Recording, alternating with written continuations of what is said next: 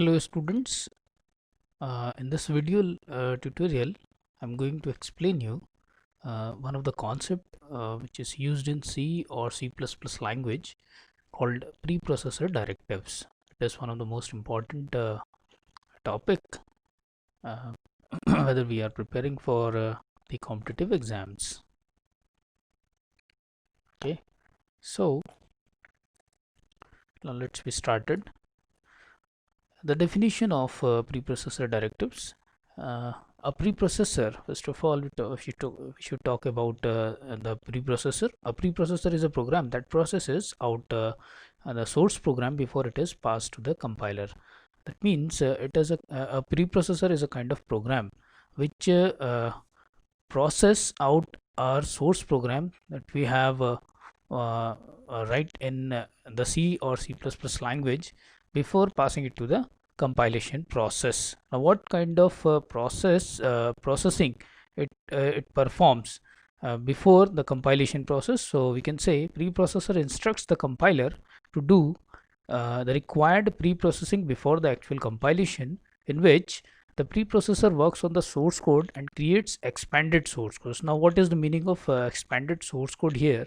That means uh, uh, it includes, or it instructs the compiler to include some sort of information which is relevant, or which is important as per the execution's point of view for this program. Then the preprocessor offers several features called preprocessor directives. Okay, so that means we can say the preprocessor offers several features, or we can say the commands, and these commands or the features are known as preprocessor directives. Now, what are these preprocessor directives? uh, we can say each of preprocessor directive starts with a hash symbol. The directive can be placed anywhere in the program, but most often placed at the beginning of the program before function definition. Now, so we can say preprocessor directive starts with a hash symbol. Okay, so whenever we are using any kind of preprocessor directive, it must starts with a special symbol called hash. And we can use or we can declare or define preprocessor directive anywhere in the program, but we're generally defining it before the function definition, the main function definition. Okay, then if you're talking about the journey of a C or C++ program, uh, when we have written that program up to the execution, so we can say editor or IDE. We are using any kind of editor or an IDE for writing a C or C++ program. Then that program is the source code program. Okay, then the preprocessor, which is actually a program, is converting that program and included the files, the supportive files, or we can say the support information required for the compilation. Before the compilation, you can see here, before the compilation the preprocessor actually adds that these kind of information, okay, before the compilation process. Then the compiler will generate the object code. That object code goes to the linker. Then linker will add the static libraries, supportive libraries for which is required for the execution of the program. Then the loader will add or link the shared libraries, or we can say the dynamic linking libraries called DLLs, with the corresponding program, and then the CPU will execute the instructions which is mentioned in the program. Okay, now so we can see, and this is the whole journey of a C or C++ program. Now, if you're talking about the types of preprocessor directives, so the preprocessor directives are classified into four major categories. Okay, so you can say the preprocessor directives, we can categorize them in four different categories according to their use, or we can say the purpose of the preprocessor directive. The very first type or the category of preprocessor directive is file inclusion. The another one is macro expansion. Third is conditional compilation, and the fourth is miscellaneous directives. Now you can see here in this hierarchy or in this chart, the preprocessor directives are file inclusion directive, which is the hash include, okay, and then the macro substitution directive, which is the hash define, conditional directive, and these are the conditional directives, hash if, hash else if, hash else, and if defined, if not defined, undefined, and the miscellaneous directive is hash pragma error and hash line. Okay, in the upcoming slides we're defining these types of preprocessor directives, and then we'll discuss about some of the programs relevant to these preprocessor directives. Okay, so now these are the directives. You can say hash define substitutes a preprocessor macro. Hash define is used, you can say, whenever we need to define a macro. Okay, so for this purpose we are using hash define. Okay, then hash include, we know that very well.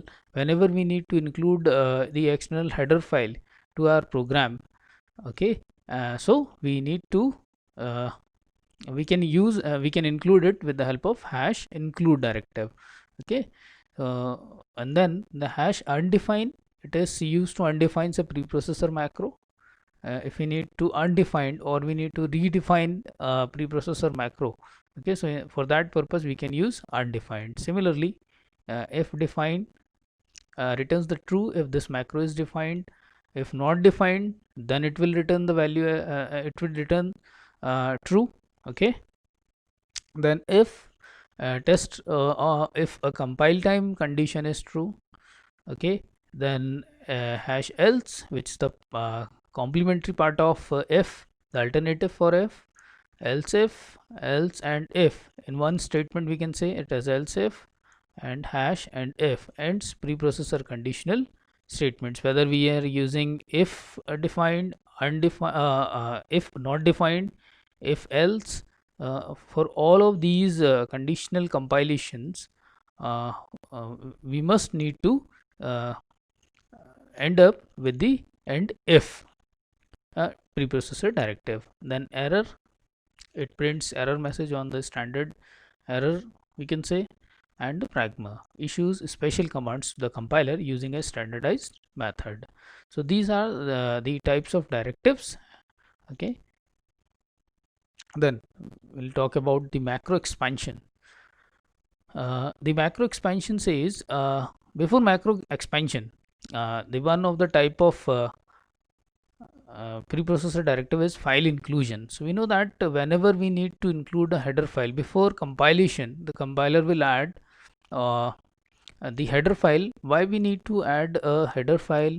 We need to include a header file in our program because we are using so many keywords, we are using so many predefined, we can say, functions in our program. Now if we need to include these predefined functions and these predefined keywords, okay, in our program, so we must need to include first the file in which it is these keywords or functions defined. We must need to include that file first. So for this purpose we are using hash include preprocessor directive that includes the header files. Okay, so we can say hash include iostream.h. that means we are instructing the compiler to include the input output stream header file. Whenever we are writing hash include stdio.h, console input output.h, so these are the header files, math.h, string.h. So for using the predefined functions or the keywords, okay, which is defined in these header files, we must need to include these header files first in our program. So before the compilation process we need to include them. Similarly, macro expansion, if you're talking about the macro expansion, C preprocessor provides a facility for defining constant and substitution, which are commonly called macros. Now macros are used when we want to make a program more readable, or when we don't have enough information about the certain values. So we can say a macro definition has the form define #define, then the name of that macro, and then the replacement text, or we can say the value. Okay, the statement above define a macro and some replacement text. The processor will replace the name with the replacement text whenever the name is occur in the source file. So macro actually, it is a kind of code which expands whenever we are using that name, or we are using that macro in our program. So it replaces its value, its corresponding value that we have already defined before the compilation process. Okay, so the preprocessor directives are not C statements, so they do not end with the semicolon. So we don't need to write semicolon over here. Whenever we are writing any kind of preprocessor, we are defining any kind of preprocessor directive, so we don't need to end that particular sentence with the semicolon, because it is not considered as the C statement. Okay, now what is the difference between, or we can say how we can compare a macro with the function. Okay, so a macro is pre-processed and function is compiled. So we can say macro is pre-processed before the compilation. The preprocessor was pre-processed that macro, but in case of function, it must be compiled. No type checking required at the time of using macro. Whenever we are defining a macro, okay, whatever be the type of value we are assigning to that macro, it takes that value. Okay, but type checking is done in the case of functions. Now code length increases obviously, but and the function, we know that function is used to provide reusability of code. Okay, so the length of code is compact as compared to the macros. Use of macro can lead to side effect. Okay, and there is no side effect in case of function if you are comparing it with the macros. Now speed of execution is faster in case of macros, and similarly speed of execution is slower in case of function if we are comparing it with the macro. Now before compilation, macro name is replaced by macro value. During function call, transfer of control takes place. Here we can say in macro, useful where small code appears many times, useful where large code appears many times. Okay, generally macro do not extend beyond one line. Functions can be of any number of lines. Macro does not check compilers errors, but in case of function checks compilation errors. Okay, so we can say on the basis of these points we can compare macro and function. So we can say macro with the help of macro, it decreases the overhead.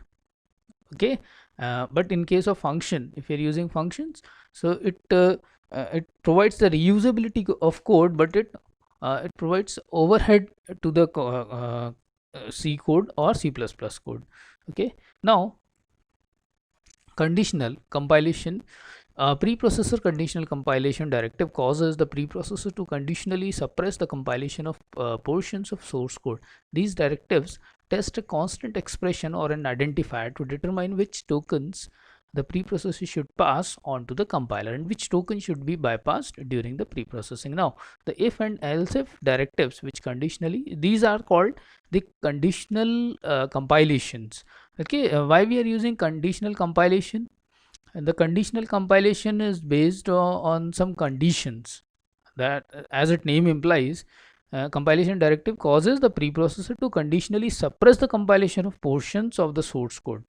Okay, how it suppress the source code, portion of the source code? These directives test a constant expression or an identifier to determine which token the preprocessor should pass on to the compiler and which token should be bypassed during the pre-processing. For this purpose, we are using different types of conditional compilation preprocessor directives. Now these are if, else if define directive, it returns true. only when the name of that macro is defined, it returns true. When uh, uh, the particular macro, the name of that macro doesn't define, then it returns true. Okay, so that's why it names as if not defined. If undefined means if not defined, then it returns true. Else, similarly, else part is the part of if. Okay, and end if is used to end whenever we are using hash if define, hash if not defined. So we need to close it with the help of end if directive. We must need to use end if. Okay, now similarly, if you're talking about the miscellaneous directives, so the pragma is one of the miscellaneous directive which is mostly used. So pragma is implementation specific directive. It is having so many we can say uses. So that is, each pragma directive has a different implementation rule and use by its own. So hash pragma startup, this is one of the directive. Hash pragma exit, this is one of another directive which is used in pragma. Then pragma one, pragma option, pragma inline, argument used, uh, then header file, header stop, and save registry. Okay, so these are, we can say, the miscellaneous directives. Now okay, so with the execution part, we are discussing about all of these types of various preprocessor directives.